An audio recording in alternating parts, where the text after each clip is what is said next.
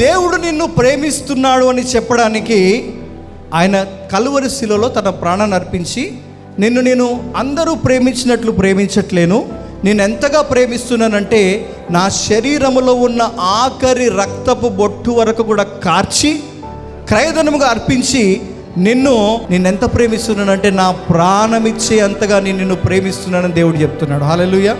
మరి నువ్వెంత ప్రేమిస్తున్నావు దేవుడిని ఒకసారి ప్రశ్నించుకో. నువ్వు నిజంగా దేవుడిని ప్రేమిస్తే దేవుని కొరకు దేన్ని లెక్క చేయవు, దేన్ని కూడా పట్టించుకో.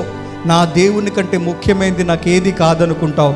అలా గనక నీవు దేవుని పక్షంగా నిలబడితే దేవుడు నీ పక్షంగా నిలబడి షద్రక్ మేషక్ అబేద్నెగోలను అగ్నిగుండము నుంచి విడిపించినట్లుగా, దానియేలు సింహాల బోన్ల నుంచి విడిపించినట్లుగా నీ జీవితంలో కలిగే ప్రతికూలతలు, శ్రమలు, ఇబ్బందులు అన్ని కొట్టివేసి నీకు ఆయన జీవ కిరీటాన్ని ధరింపచేసి ఉన్నతమైన ఆశీర్వాదాలు నీ జీవితంలో జరిగిస్తాడు. దయచేసి నేను ఒకటి చెప్తున్నా, దేవుణ్ణి ప్రేమించే వారిగా మనం ఉందాం.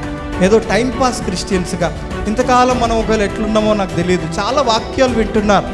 ఇంత ఆ ఉన్నతమైన దేవుడు మనకు దొరికినందుకు మనం ఎంత అదృష్టవంతులం. అతను నన్ను ప్రేమించున్నాడు కనుక నేను అతన్ని తప్పిస్తాడు. తర్వాత నామం ఎరిగిన, అంటే నేను ఎలాంటి వాడినో, నా గుణగణాలు ఏంటో, నాలో ఎలాంటి శక్తిగల కార్యాలు ఉన్నాయో ఎరిగిన వాడు గనుక ఘనపరచెదను,